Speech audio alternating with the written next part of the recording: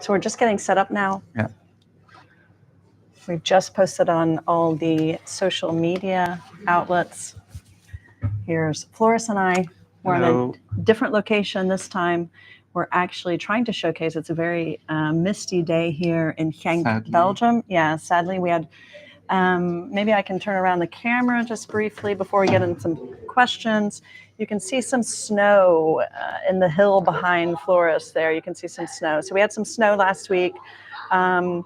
Where we are located in Belgium is really, our campus is situated on an old mining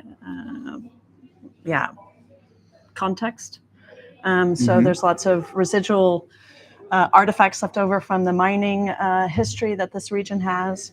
And so we thought we would showcase that today. If it gets too loud here, we will also, because it's lunchtime here, but it's also during the exam period here at the Lucas School of Arts, we might take you on a little tour as well to show you a little bit more about our campus, which is something interesting that maybe we should do in the next couple of weeks.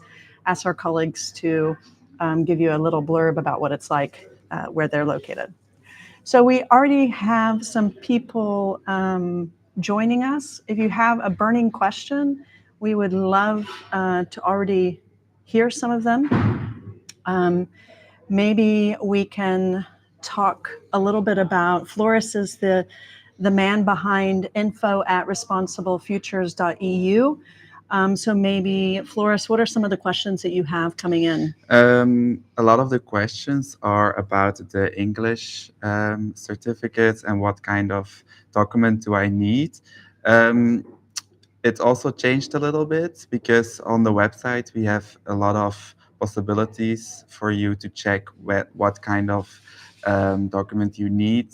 We also added some new things like the Duolingo test.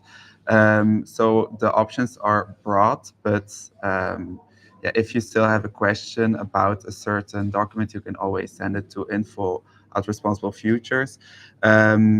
But we do, I think you have a question. Yeah. Just quickly before we get to that one, because I think that's a question that comes up a lot. So thank you to Britt who put the question into the live chat. And we'll get to that just in a second. But I think also I have been getting a lot of questions on social media about the English requirements. There's a couple of things here. Indeed, we just updated the website. I updated the website yesterday or the day before yesterday. There was a little bit of duplication and a little bit of unclarity. So I've tried to clean that up a little bit. If you have an old attest, you can absolutely upload the old attest. Those who are invited for an interview, those who get are awarded a place on the program, that is when you also have to make sure that you can get that attest. So you can, in the meantime, upload something that has not evaporated, expired, and then you can upload a new version, take a new version. So you've got some leeway. There's also been a lot of questions saying, hey, look, I live in this country and the entire course was offered in English. I've updated the website regarding that as well. You have to make sure that the bachelor program, the transcript's in English, that everything's in English, and it was at least 180 credit system bachelor's program. So, Britt, how can I find out if my degree is eligible or not? We've tried to put a lot of information. We are open. Our focus is on students that have graduates that have a background in design. So we're really focusing on that. But provided that you have a portfolio where you can kind of show that your ability to visualize, we've also put up some recent social media information about that in terms of what should I put in my portfolio, because that's also one of the questions that we've been getting. So read through the website very carefully. On the applications page, we talk a lot about what you should put in your motivation, what you should include in your portfolio. We don't want a portfolio of 50 pages. We want a portfolio that's really clear and that you've really thought about, what do I need? How do I need to show the skills that I have? Just to give you an indication, this is very competitive. So we only have 21 spots. The application is also for scholarships at the same time. So we have 21 spots, very competitive. At the moment, we have 53 countries represented in the list of applicants or people that are working on their application.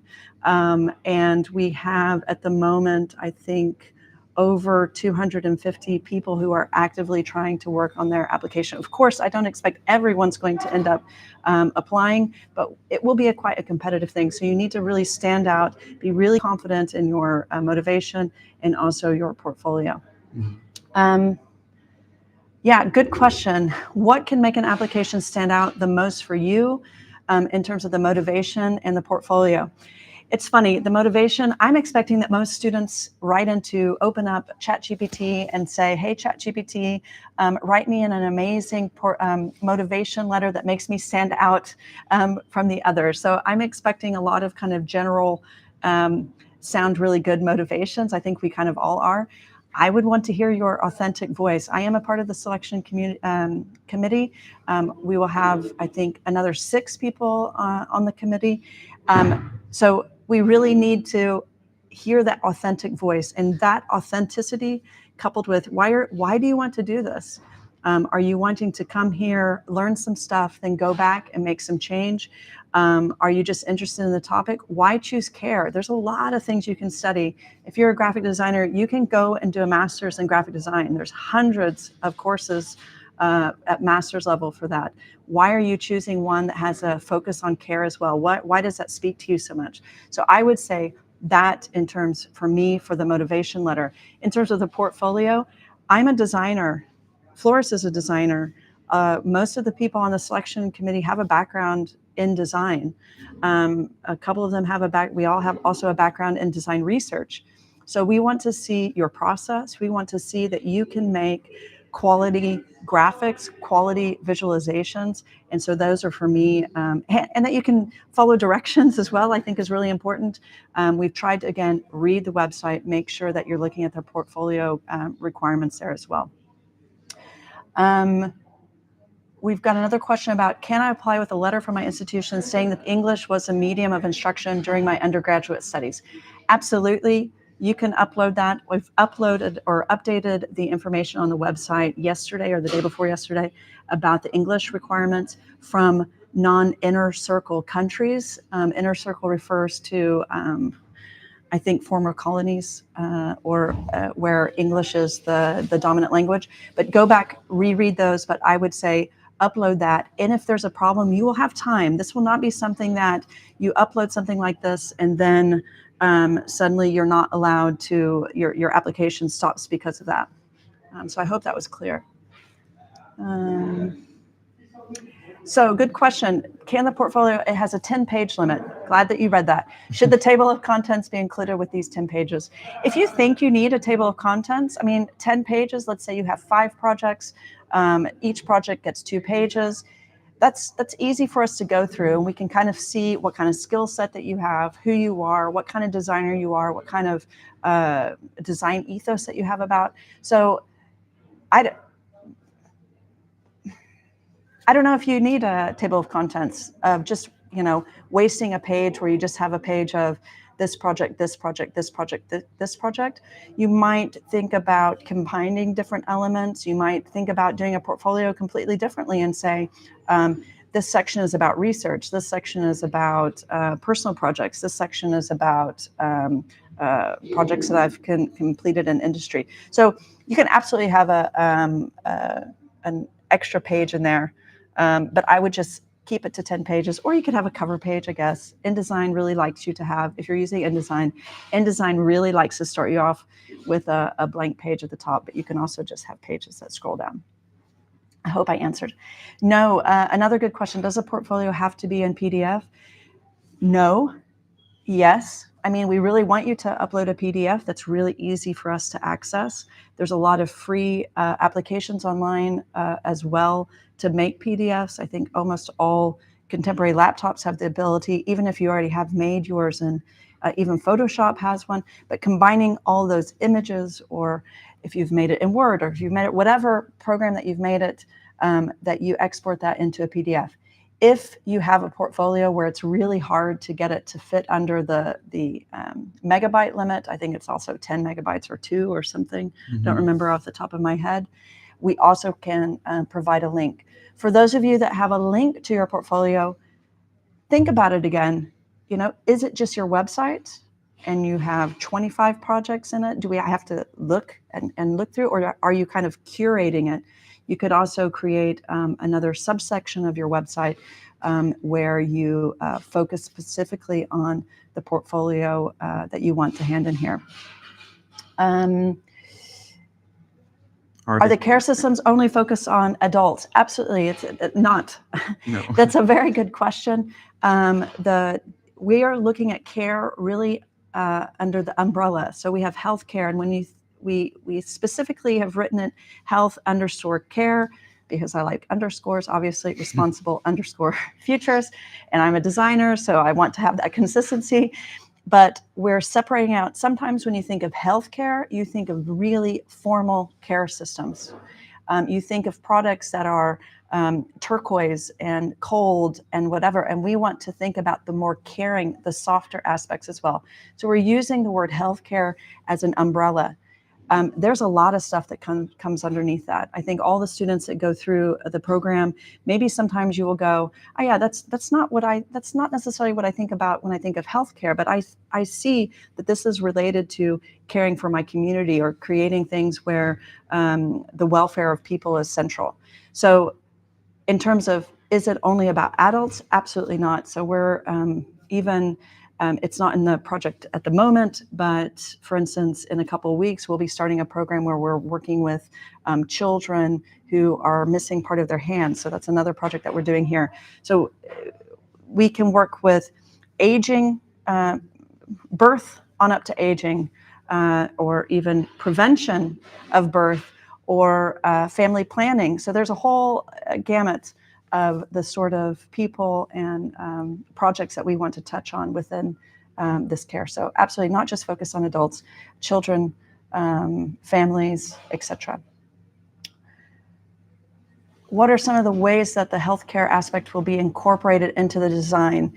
That's a question. I'm not quite sure what you mean in terms of the healthcare aspect will be kind of central. So whether or not that is working in an empathetic way as a designer, coming into contact with people, building an understanding, learning the new vocabulary of a particular care context. But in terms of care, like if we think about the functionality, how that is built into the design. So that will actually be central. So it needs to fit into the person's life. If you're building a product, if you're creating a service, it needs to also be accessible. It needs to be in a language that people understand. I think it's just very broad. So it's not that you are just creating a product or maybe a service. It can be everything. So it's not one fixed thing, but it can be a lot of things, and indeed healthcare is the center of everything. Yeah. So if you have Ardini, if you have another version, or if you want to go back to that question, just clarify that a little bit later.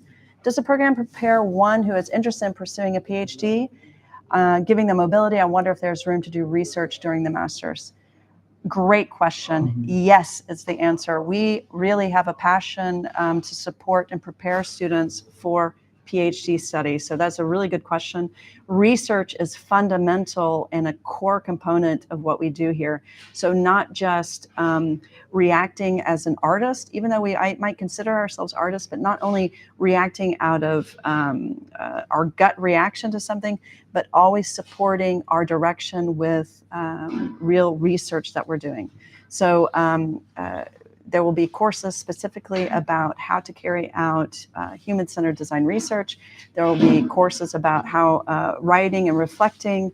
There will be support in terms of, if that's one of your ambitions, it's great for us to know that right off the bat, so we can start feeding you also academic articles. So some of this will be quite academic as well, but it shouldn't, I don't think it will be exactly like school that you've done before. We're hoping to innovate in that space as well, and you guys will be a part of it, and you guys will be helping make the program even better in the future as well. Next from Amra, sorry, Amy Ra. Sorry if I'm getting the names poorly. When the results are ready, are you going to publish a list of all the candidates on the web, or are you going to respond to their applications one by one?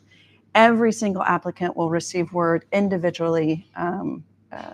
Absolutely. They will receive. In the future, next year, a year from now, you will be able to go on the website and see who are the students that were awarded a spot, but we're not, it isn't our intention right now that you have to sit and be nervous and then go to a website and see whether or not your name is included on the list. So those, just to go over the process, that's a good question. The process is initially we have the application will close. Then we will go through a cursory initial application, who has the right qualifications, who has the right, has submitted all the proper documentation. Then we make a selection from all the applicants who is going to be invited for an interview. The interview, it doesn't take place physically, it will be online, as one can expect with people coming from all over the world. And so those who are invited to the interview, those who are not invited will be informed of this, that the application process for you has stopped. So that I think you will know by the end of February. So just in about 6 weeks' time, you will know that, maybe slightly later, but certainly by the end of February. And then mid-March is when we will have the interview. I'm correct, right? Yes. Yep. Mid-March, we have the interview, and then shortly thereafter, we will inform those students, and we will have a short list as well. So there will be some students the 21 students who are invited. If they do not accept their place, then we will have room for some students who are on the short list for that. So the end of March, you'll know if you're getting an interview or not. Yeah. And one of the things that I'm quite excited about is we're also, for those of you, we know that a lot of people are really wanting and looking for opportunities to study abroad. So we will also try to offer you some alternatives or some programs where we know we are confident of the quality of the other opportunities that we would like to offer you. Can an architect apply? For sure. Yes. I'm an interior architect, so... So yes. Yeah, we have lots of students from a program called Space and Service Design that work with us. So we like spaces as well. Spaces are an integral part of how people experience a service and products as well. So absolutely, architects can apply. You have to not only show, I think, that you can create spaces, but also visualize what kind of research process do you go through? How do you work in a team? What are your ambitions? Again, it goes back to this kind of balance between the motivation and the portfolio that you submit. But good question, and absolutely, architects will only add value. Where would we be without them? Not in this school. Not in this school, not in front of this mining structure behind us. I am really sorry, it's not a beautiful blue sky day. Second question, are the scholarships still open? Yes, when you apply, you are applying also for a scholarship. So you're applying not only for the position, but you're also applying for the scholarship. We also have a question in the application process that, are you still interested in applying even if you are not awarded a scholarship? That doesn't increase your chances of coming just because you want a scholarship or don't want a scholarship, but that's better for us to understand what the capacity is in terms of your ability to study or whatnot. So don't check that unless you really are not motivated and able to do that beyond. It's a nice question. Wow. Yeah, Patrick, this is a really good question. What's the story behind the program? Well, in September, I will go into that in really great detail. But I think, and maybe we can put a link in the chat, the Caring and Design Research. Well, I think if you go to our bios, I think our bios, the Caring and Design Research group page, you will come up.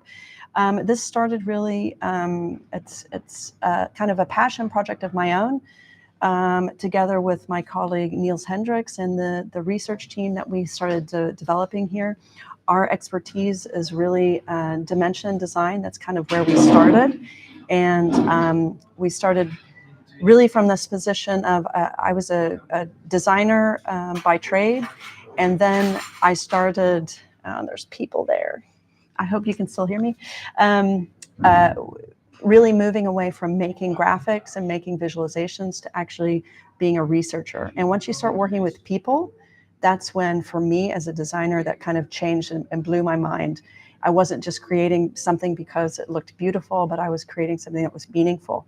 And so once we started implementing that into design education, so I used to teach more kind of formal graphic design education, but once we kind of moved this human-centered focus, this designing for one, which was one of the topics of my PhD, when we started integrating students, design students, working with real people in real contexts, that's when we started really seeing the motivation of the student change.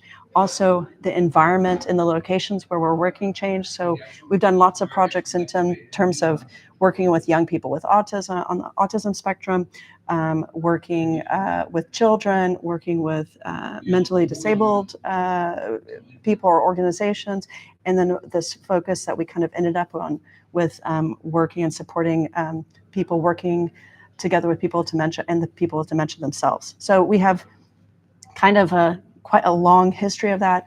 Niels and I also started the Dementia Lab conference, I think in 2016. There's been lots of editions of that, and it's the only conference in the world that brings together designers working for and together with people with dementia. So that's kind of the background story. So passion, interest, motivation. Also as a design educator, I'm really motivated to see how we can use this space, which is called design education, this kind of formal thing, how we can use it to kind of embed ourselves in the communities around us and add value to them and not just sit in these walls.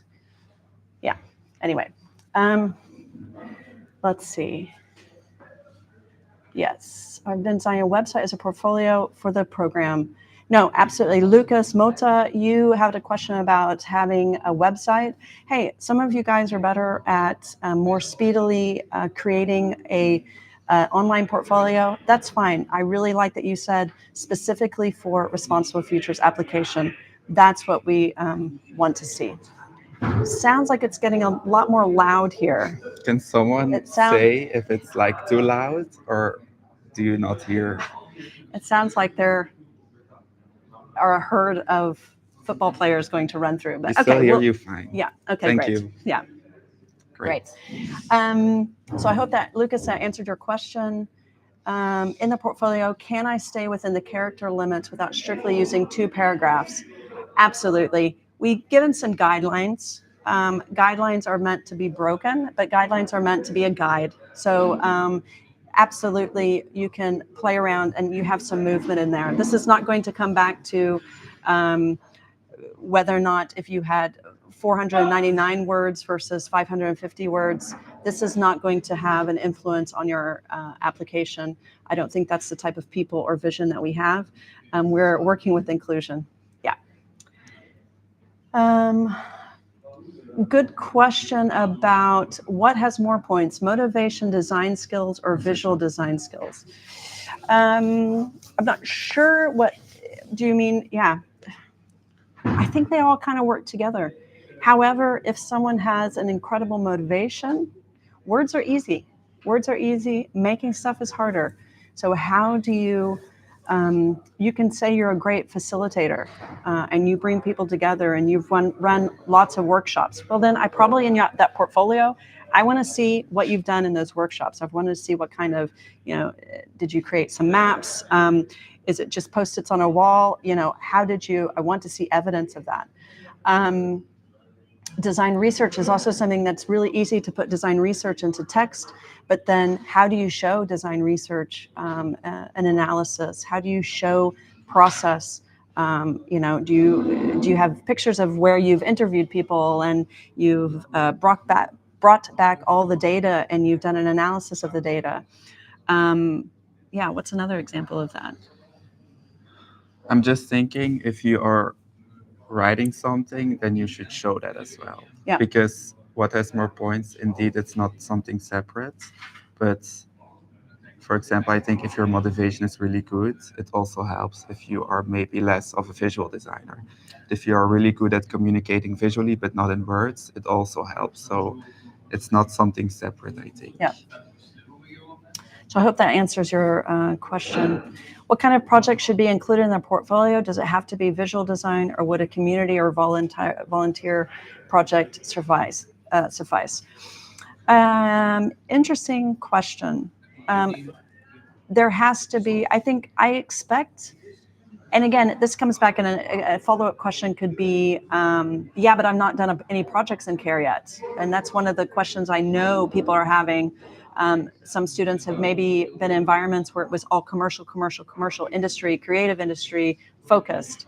And so maybe you don't have any projects in your portfolio that actually show you working as a caring, empathetic designer, or working with a community, or working in a social design context.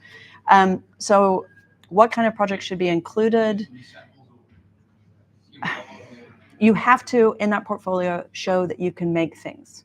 You have to be some sort of maker. Like we had that question about being an architect. Architects are makers. Graphic designers are makers. Product designers are makers. Fashion designers are makers. You have to show, robot designers are makers. You have to be able to show that you can make something, because there will be instances where you're working with a local community, or you're working with one individual person, and you need to be able to arrive at something for them. It means that you'll have to be able to create prototypes, or things that work, or whatever. Are we expecting as a UX designer that you can hand code blindfolded all how to put the interface together? No. But we have interested people who are interested, who come from more computer science backgrounds. They are also makers, but they also need to be able to go beyond the code and show us that they know how to use your basic things like, I don't even know if I should say Photoshop anymore, but basic design tools like InDesign, and Illustrator and Photoshop, or some tools of the trade. And I know that there are more. Can you use Canva? Absolutely. I use Canva. He uses Canva. Everyone uses Canva. But you have to be able to use the tool in a way that is your own. And so not just being able to pull down a template or whip something together in Photoshop and then chuck it on some sort of template that you download from templates.com. Yeah, I hope that makes sense. I went on a little bit of a rant there. So Ardini, your question is answered. Different examples of healthcare aspects in different design branches. Yes, I think we.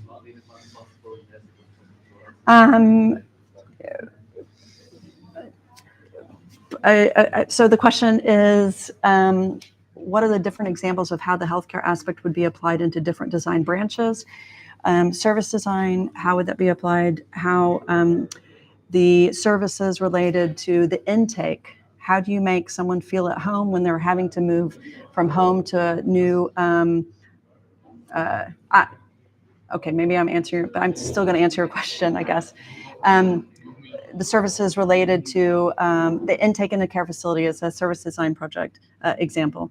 A product design, creating a new device that we have a colleague that has created a device that's not an electronic device, but just a device that uses compression and temperature to support people who have migraines. So that's a product design. It's a physical thing.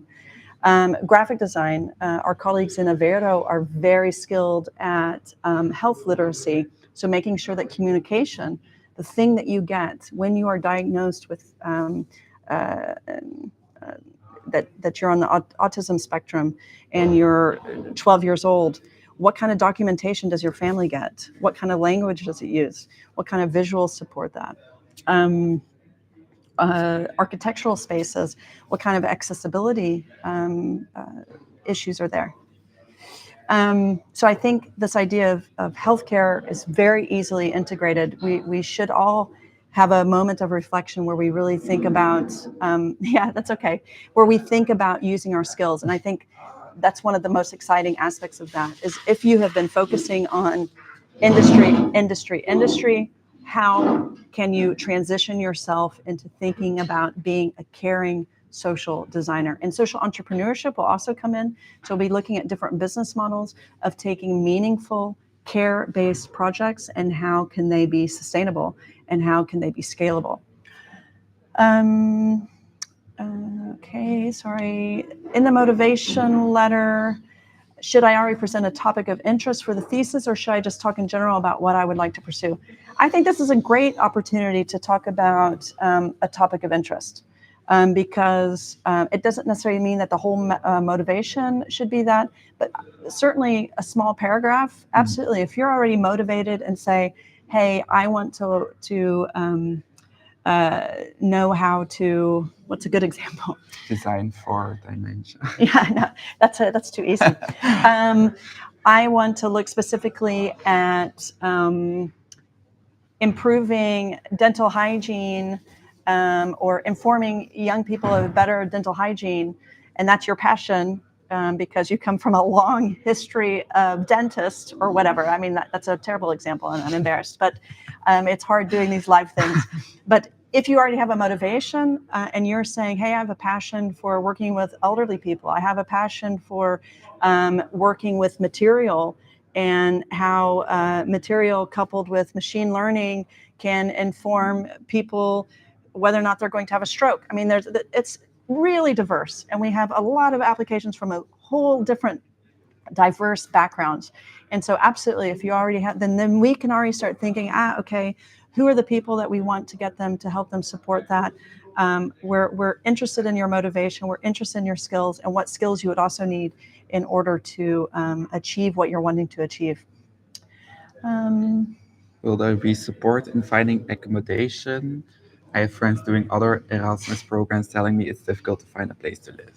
Yes, housing crisis, it's a thing. It's real. Yeah, it's real. Yes, there will be a dedicated support person, I think, at all 3 campuses. Our colleague Nino, who those of you that get accepted will almost meet immediately. He liaises with local huisbazen, renters, and right? Yeah, Yes, the people there's another word, but I cannot.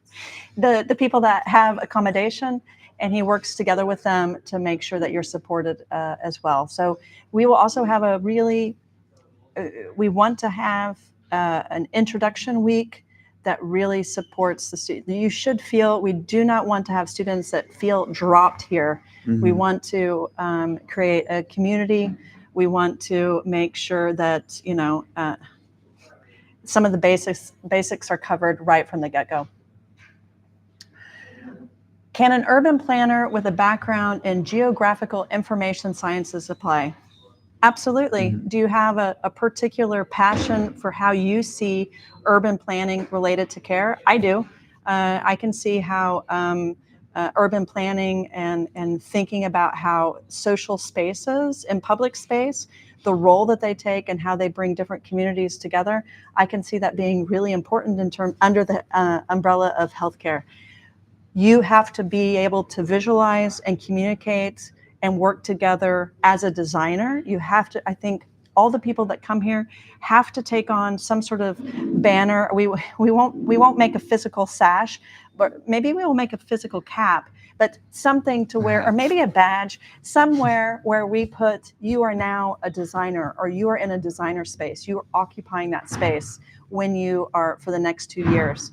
And of course, you might need to upskill in a certain area if you are coming from a different background, but you need to be able to have visualize, is what I would say. You need to be able to, you know, when I'm looking at your portfolio next to a portfolio of a graphic designer, next to a portfolio of an animator, next to a portfolio of an architect, that I can see that you're not going to not speak their language on some way. I hope that makes sense. My project.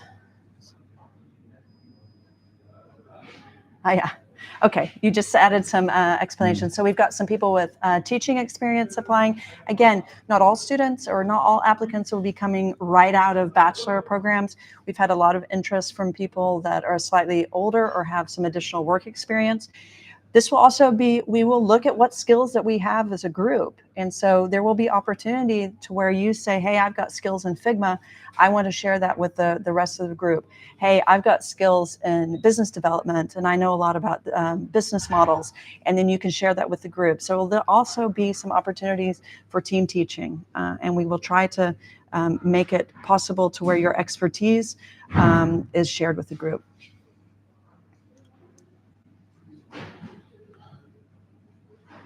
Yeah, so Bronte was talking about more planetary and human health and well-being. I think that's fine. And this is our first intake, so we will have growing pains as well. Maybe next year we say no, or maybe next year we say we want more of that. And this will be one of the things. I think if you read through the courses that we are offering, the descriptions, if you read through the language, I think we did a fairly good job of really kind of aligning the text to how we feel as individual lecturers and also as the schools represented. So if it resonates with you, it's fine. It does not have to always have a direct link to your local hospital. So we are interpreting, at this moment, we are still interpreting these topics quite broadly, but you might send, so this is again Bronte's question, you might be sitting next to someone though that has a real passion for bettering the lives of the people in their community about menstruation. So it's going to be that kind of diversity. And so absolutely, I think that's fine. If you, and we can, once we get, not all of our master classes are defined yet. We're still going through, we know the general topics, but if we have students that come in and have particular passions about particular aspects like planetary health and how that relates to the well-being of the people that inhabit the planet, we might bring in a guest speaker, or we might create a roundtable discussion where people bring in some of those topics that we don't have the expertise ourselves. So very good question. In the motivation letter, should you talk about your past work and projects? We've given, we don't have a CV because I know as a designer, I know what a CV looks like in 2025. And I think if you close your eyes, we can all envision exactly what that looks like. We have other aspects where you can talk about your experience. So some of these things can be covered in other sections on the application portal. I would really use your motivation. Absolutely, you can reference things in your portfolio. I have tried in my portfolio to showcase, or not I have tried, I have shown and use language that is assertive and really confident. I have shown in my portfolio how I have done X, Y, Z. So you can reference your portfolio, but really use that motivation to talk about you and your ambition. We're winding down, I think, here.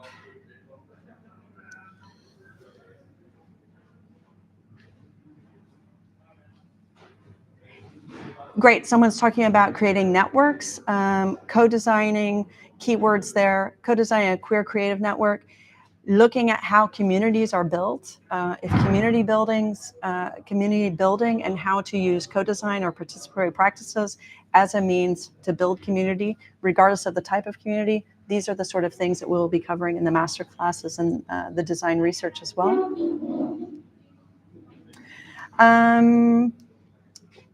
Ardini has a question, what are the expected outcomes of the program and what are some of the subjects courses that will be taught?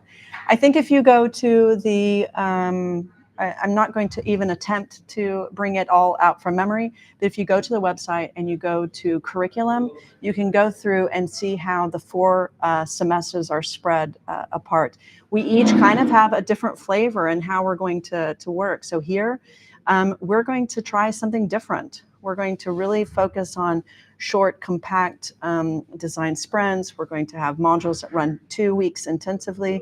We're going to have master classes, bring in experts, do workshops, work with the local community, supporting the city and some of their ambition. So we have kind of a different kind of format that we're working with. We're going to have this amazing care experience where you go out into different European regional cities, in teams, small teams, to where you get to see a flavor of kind of what healthcare and care is on the ground in these different locations.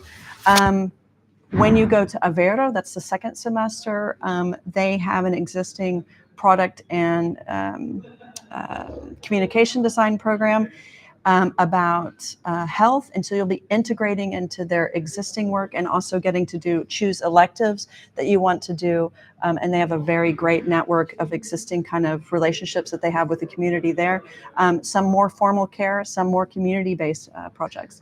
In the third semester in the UK at Sheffield Hallam, you have a lot more room. Okay, so you can do something that we're calling secondments, or going in small groups and working in individual organizations and industry partners, as well as having coursework where you're kind of preparing yourself for that final semester.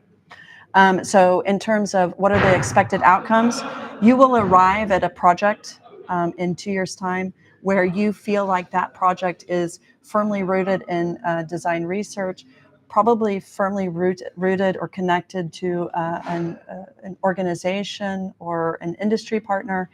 And that project should really be the thing, kind of your capstone, the thing that kind of leads you on. If you're wanting to do PhD work, it will look differently probably than a student that's wanting to do a startup. So there's a lot of different types of outcome, I think, that you can expect. But my first suggestion would be go to the curriculum page and kind of look at how we're kind of distinguishing ourselves from other programs. And in terms of teaching, the teaching style will also be really different. For the 3 universities in the program, the ones in Belgium, Portugal, and the UK, will each one have a specialty in terms of what they teach and design, what differentiates each uni in terms of practice. Again, I can't do that from memory, apologies. But if you go to the website, you can see, I believe on the first page, about us maybe, you can see, and there's... Yeah, I don't know which page, yeah, but it's on the website. It's on the website. Sheffield Hallam has a section, Lucas School of Arts has a section, and University of Aveiro has a section. When I speak about us, we all have a shared kind of way of working. We value people, we value real life context, so it's not all just going to be theoretical, a whiteboard, online lectures, sitting in chairs, not working in teamwork.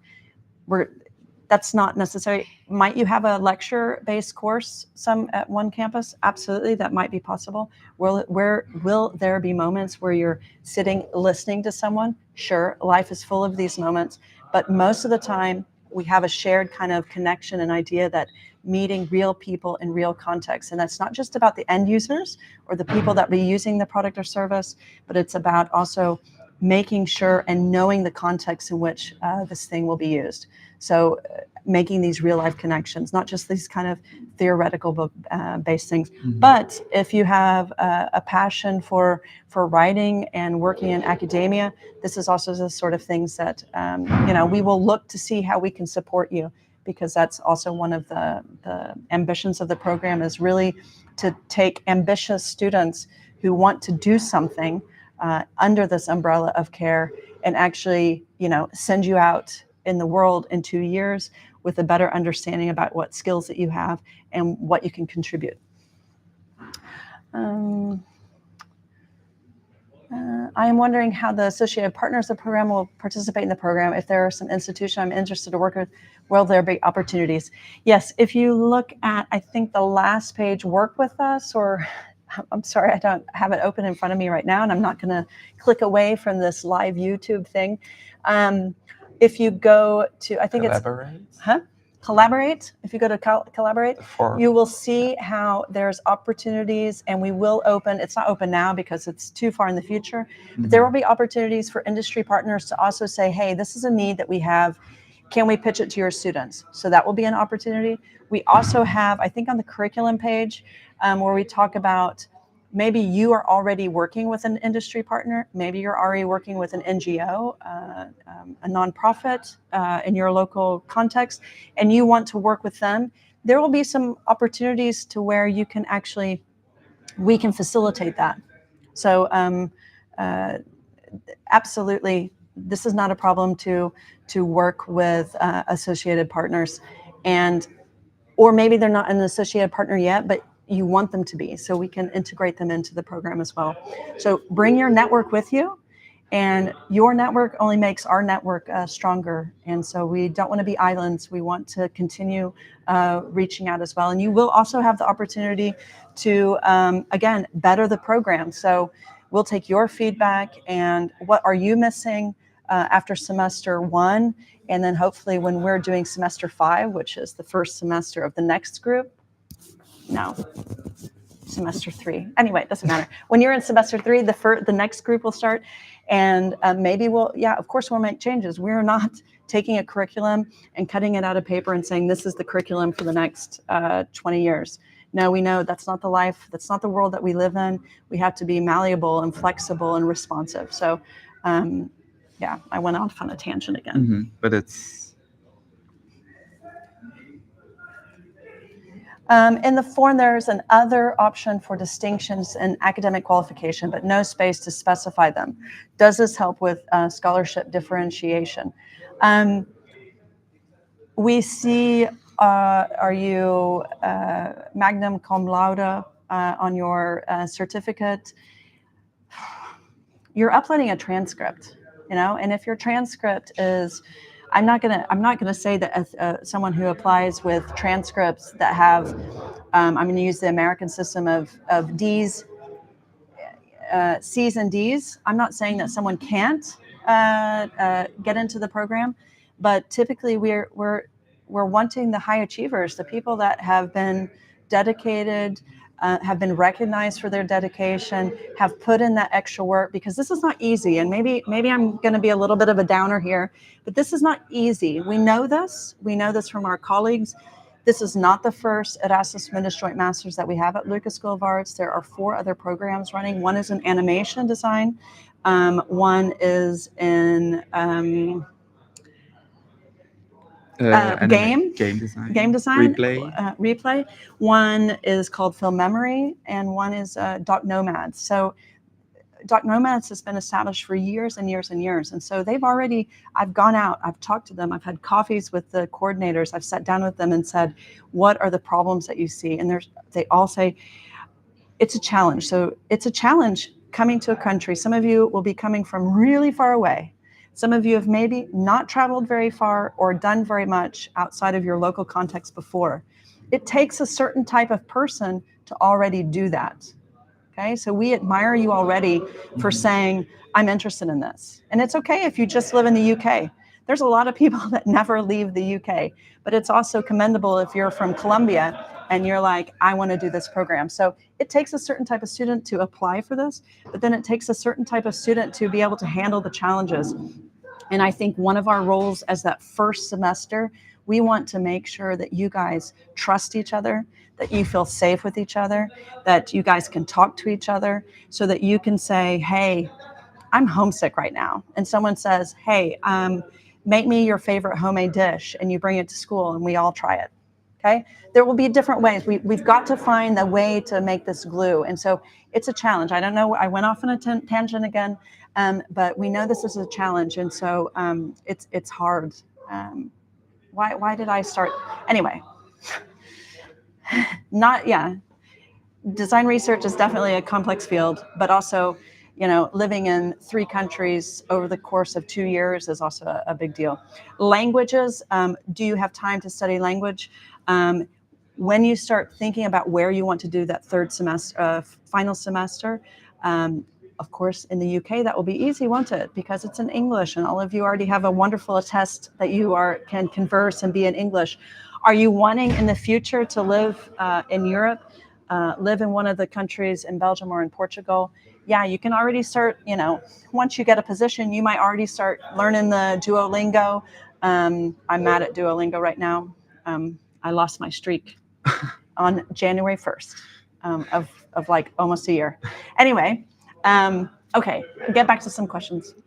So, sorry, that was about academic qualification. If you feel like there's an academic qualification that doesn't have space somewhere, you can put it in your motivation letter, and you can talk. Your motivation can be confident. It's okay to say I did well, okay? Because we're not wanting people that are boasting, but you're wanting to say, hey, I have the ability and the confidence and the guts to take on this challenge of doing design research, of meeting strangers, of going out into the street and interviewing people, of being in very emotional context in a care facility, to creating impact. Okay. Is it crucial to have implemented other projects included in the portfolio? Yeah.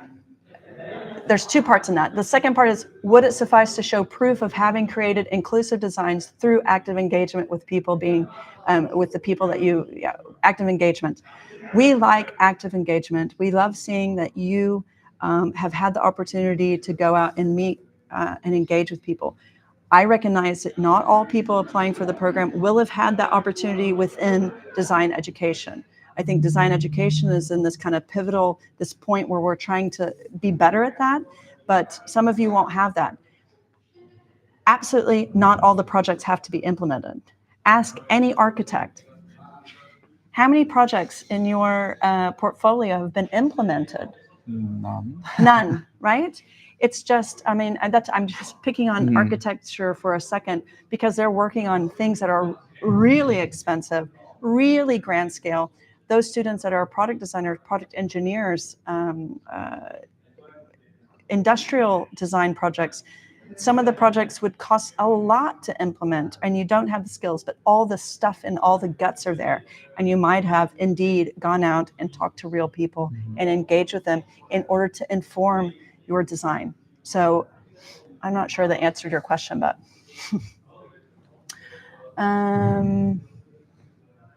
what excites me the most about running this program?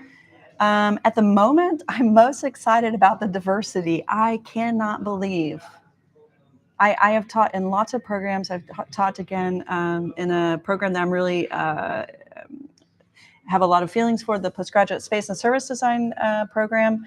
My colleague there, Nancy, will be very happy that I'm plugging her program. It's a very international English language, 1-year postgraduate in space and service design. It's really international. It just gets better and better every year. That's international, but also very Belgian. So we have half of the students are Belgian and half of them are international.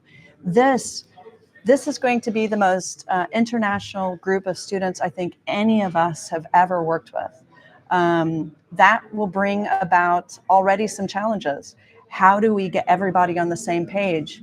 If we're doing a project together with the local city about childcare, well, we have to then find and reflect on what is childcare like in all the places. How do we create an equalizer to even be able to understand what childcare and the needs and the restrictions and the influence that has on the families working here? That also, just using that as an example, that also brings up some really interesting topics about the role of women. It brings up interesting topics about gender equality. It brings interesting topics about who has access, who doesn't have access, what are the cultural expectations. So even I think the international aspect is, for me, super interesting, but also as a design educator, we can throw away our expectations, our previous kind of constraints around what design education is. So it really gives us the opportunity to do some new things. And I welcome failure. I don't want failure. I think those are two different things, but we can learn by trying something and inviting a speaker, because on paper, the speaker looks amazing. Their motivation letter no, I'm kidding. Okay.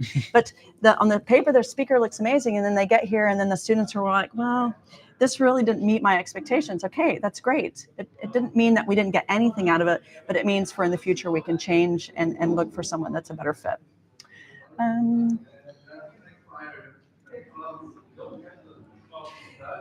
So we have from Anusha, the portfolio limit is 10 pages. I was wondering if there was any flexibility to exceed the limit slightly. I think you could use the word slightly, but try 10. If you're looking at 5 projects across 10 pages, remember that conceptually speaking, we might have over 200 applicants.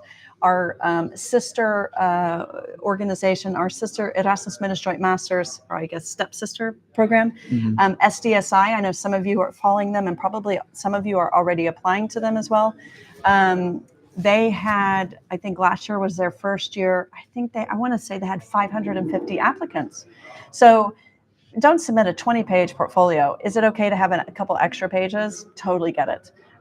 But just be thoughtful around it.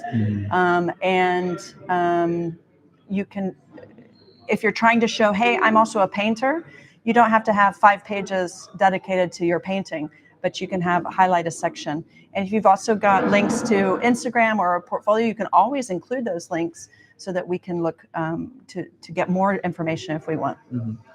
Did we answer this question? Will ResFut have contacts or collaboration with students from other design-related Erasmus programs? Yeah, that's something. Yeah, that's a really good question. Thank you for bringing that up. I missed that somehow. Will Responsible Futures have contact collaboration events with students from other design-related Erasmus Mundus programs?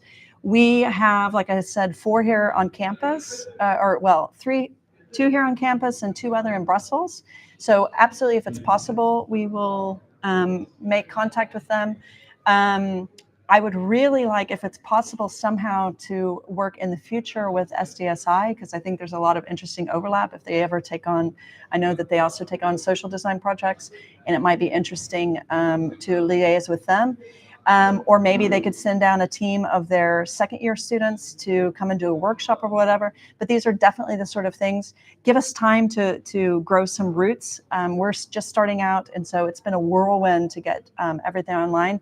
Just in terms of if you have colleagues or people that don't want to apply this year but want to apply next year, they'll have a little bit more time. Like our applications will open probably in October, and we will run until probably the end of January. So they'll have a little bit more time than what we have now, and we'll know more by then as well. But yes, it's open. Yeah.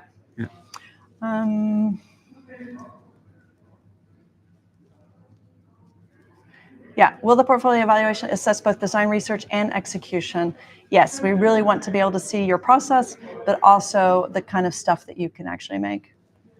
There is no application fee, and that's one of the great things about Erasmus Mundus Joint Master's programs. The EU says, no way, you cannot make money from people just trying to, quote unquote, better themselves or get in. So that's one way that we distinguish ourselves from certainly the American model of education. And again, just a reminder about the fees. We've tried our tuition fee, so those students who don't get the scholarship, the tuition fee is 5,000 euros a year, so that's 10,000 euros for 2 years.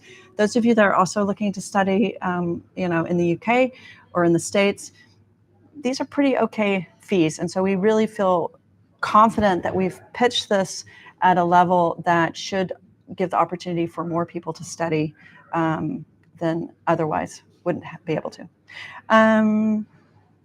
Casual paid work, that's also a really great example, or really great question from Bronte. Do you think the students would have the capacity to do casual paid work while studying to cover living costs? Yes.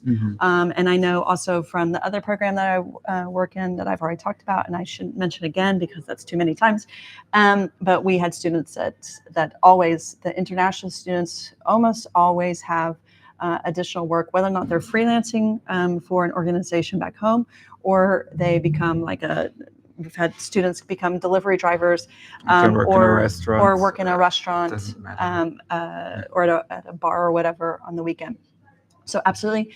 There will also be, my plan is at the moment that social media will be run by the students starting from September, and that there will probably be 2 kind of PR related opportunities for students to make a different, just for 1 or 2 students to update our site with what we're doing, update the social media, document it, and that will be a paid position as well. A student job is what they call it here.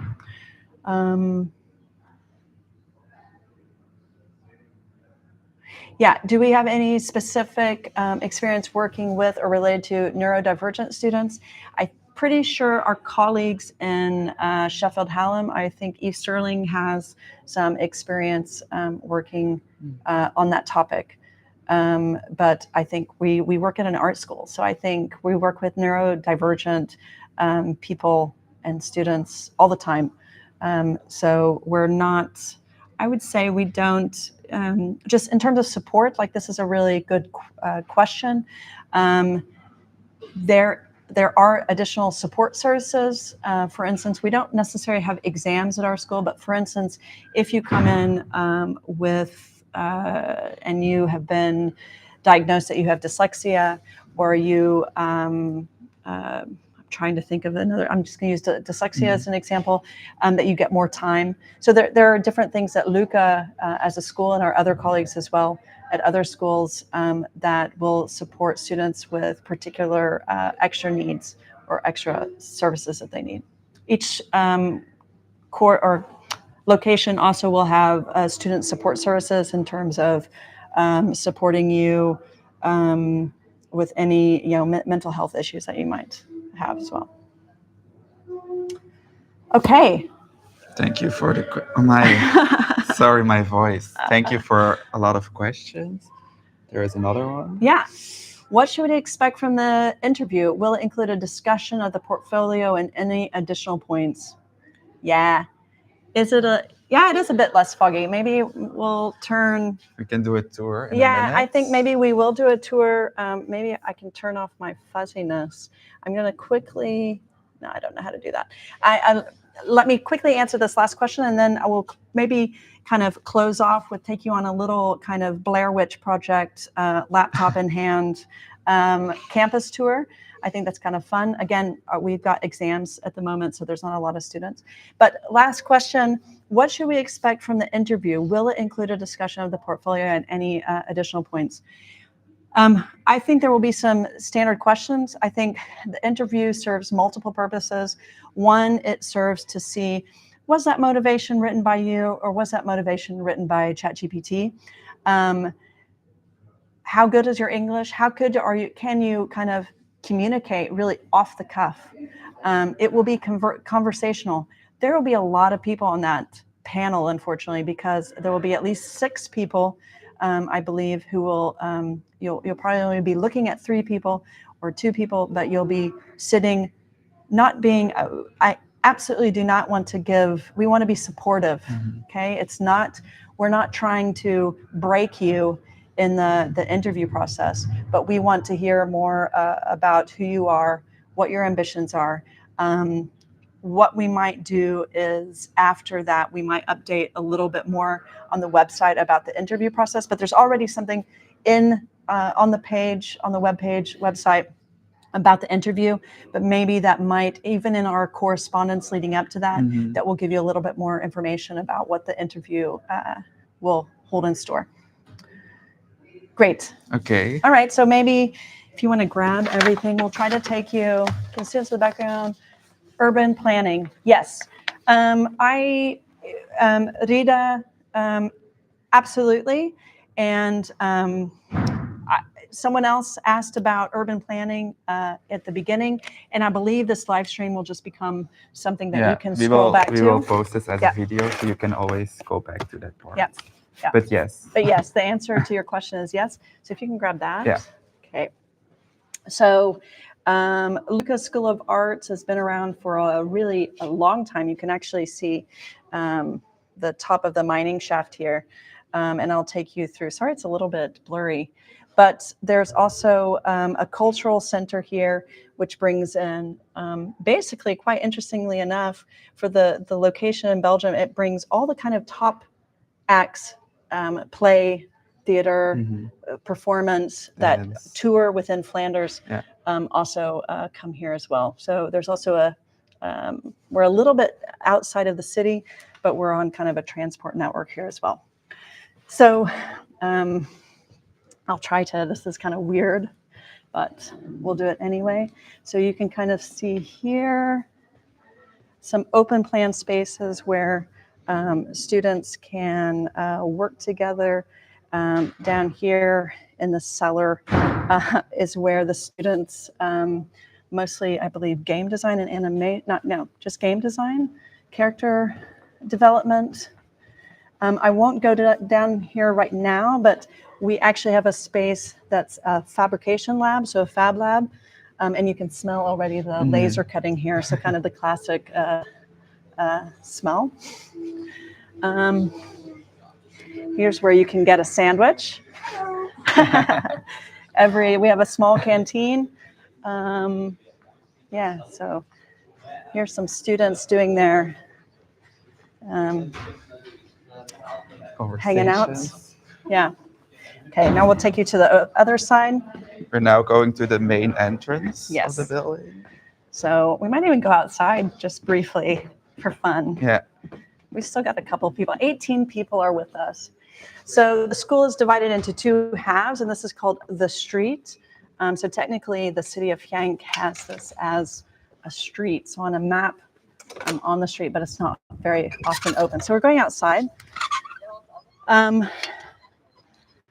So Luca is a part of multi-campus school. So we have campuses in Leuven, we have campuses in Brussels, and we have campuses in Ghent. So now we're going into the last part, and then The library. yeah.